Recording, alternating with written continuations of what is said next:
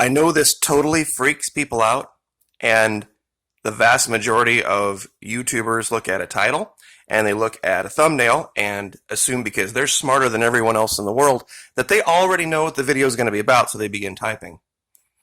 So this video is going to be another one where we make them look pretty stupid. I made a video about a week ago with this exact thumbnail and spoke about why we need Joe Biden. And if you listen to it, no one in their right mind would have come away with the idea that I was endorsing the man's policies or his leadership ability.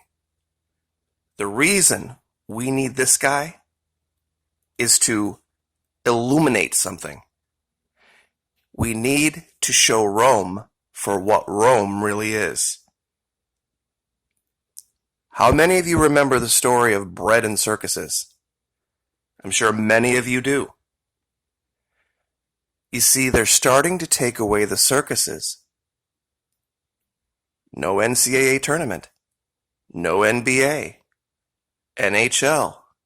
Disneyland closed. Disney World hasn't yet. What happens when they start to then go after the bread? What happens when you take away the bread and circuses? This is an opportunity. For those of you that don't know, long time ago, a man known as Decimus Iunius Juvenalis, known in English as Juvenal, made the statement, "Give them bread and circuses and they will never revolt." What happens when you take away the bread and circuses? Many people stop here. He said much more. Plays, farces, spectacles, gladiators, strange beasts, medals, pictures, and other such opiates. These were, for ancient peoples, the bait towards slavery, the price of their liberty, the instrument of tyranny.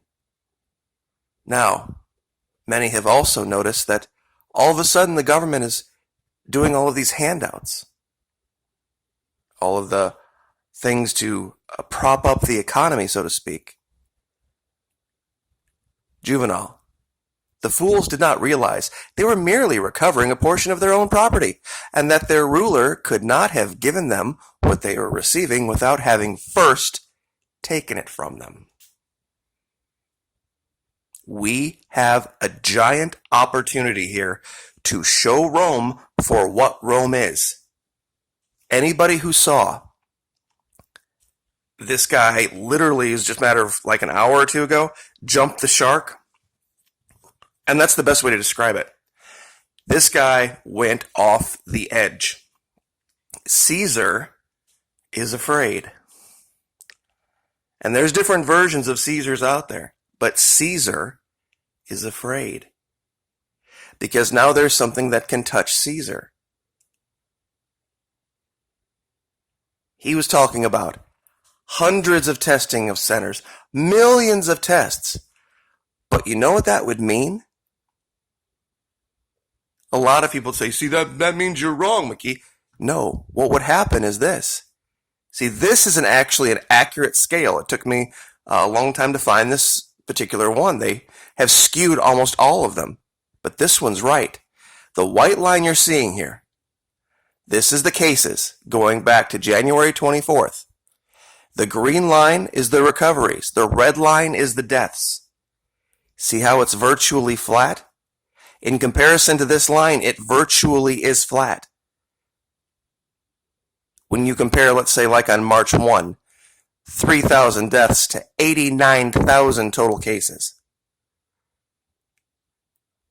And up here, this map really shows a good example of how this isn't hitting the southern hemisphere.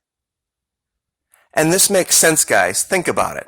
Even before coronavirus, who remembers all of the different times when ships, cruise ships, had those outbreaks of sicknesses, and all of a sudden it just ran through like the whole crew or everybody who was on there? Damp and cold. If you were sick, would you want to be in a damp and cold basement? No. What do you think the ocean is at night? Damp and humid and cool. If there were viruses out on these boats, and these people were out there, they were literally surrounded by the biggest mass of cool, damp air that they could get themselves near. No wonder those cruise ships were the nexus of this, whether it was this or any other kind of sickness. And why hot and dry kills this. But they are seriously jumping the shark. They're going nuts now. Disneyland has closed, NCAA tournament, all this stuff, all these people trying to keep from getting sued, trying to keep from having anybody be able to point the finger and say, you didn't do this or you didn't do that and you could have, and then end up before some kind of a judge that's going to hand over a bunch of money. We have an opportunity to reveal how corrupt this government is to the entire world. See, we've been saying it for so long, but it's like, well, what if you don't like this country? You should leave. Really? Why didn't anybody say that during the Obama years? Remember when Obama got elected and you started complaining and whining and bitching and moaning about him? Why didn't you just leave America then? Oh, oops. You see, we could do this, but we've got to stick together on this. And we can't live in fear. Because the thing that is scaring Caesar isn't scaring most of us. Most of us are going to be fine. Perfectly fine. And the line is being drawn very distinctly now. You can stand with Joe Biden and the real BP Earthwatch and Full Spectrum Survival and all of these other bullshit channels in beta fear, or you can stand with the president, myself, and not be a coward and not buy this bullshit story.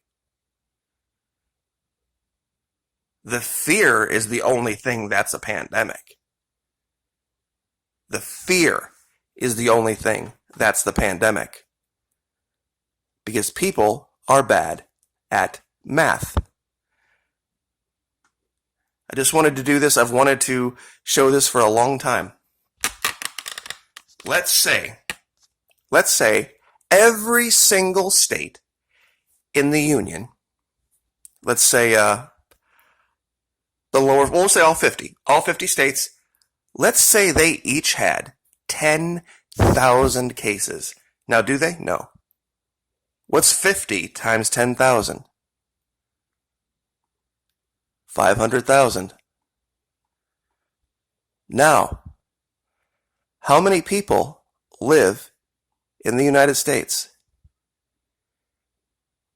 380. 1, 2, 3.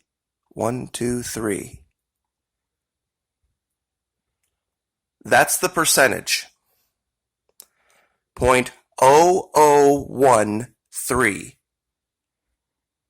If every single state in the union got 10,000 cases, not 10,000 deaths, 10,000 cases, the percentage of the population would be 0.0013. Now, right now, of the cases, total cases, let's see, what is it, 3%? 0.0013 times 0.03. You would have to start using scientific notation to talk about how small the amount of people are. 1 times 10 to the negative, 3.9 times 10 to the negative 5 deaths. That's how tiny a fraction. And I'm making the allegation of this huge number, 10,000 per state, every single state. That's how tiny the number would be. That's how overblown this is. And that's why putting up pictures like this is fun, because it messes with the artificial intelligence at the same time and saying, we need Joe more now than ever. See, that's all that the AI needs to hear. And they're going to leave my video alone. Even though any rational person listening to the video wouldn't say that I'm supporting the guy. In fact, it's literally, he is about the worst example of Rome. I used to think the current leader was, and I've said multiple times, probably the only thing worse than the current leader. And in the current situation, I support him. Don't get me wrong. I'm not disagreeing with him. He has shown an amazing amount of leadership in the last 3 weeks. If he had behaved like this 3.5 years ago, like he's behaving now, I probably would have supported him and voted for him. But Hillary would have been the only thing worse. I am going to update that now. This guy would have been far worse. Far, far, far, far worse than any of them. I'm not even going to play the statement because he was just beyond unhinged. Never seen anything like it. So, I guess if you want a treat, you can probably go find that and see what I'm talking about. But this guy, right now, needs to be put on blast everywhere.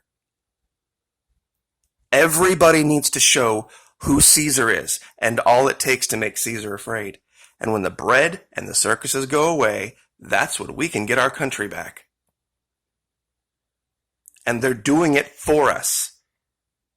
This is a huge opportunity for every patriot out there to show this if they're smart enough to recognize it. Like, share, subscribe.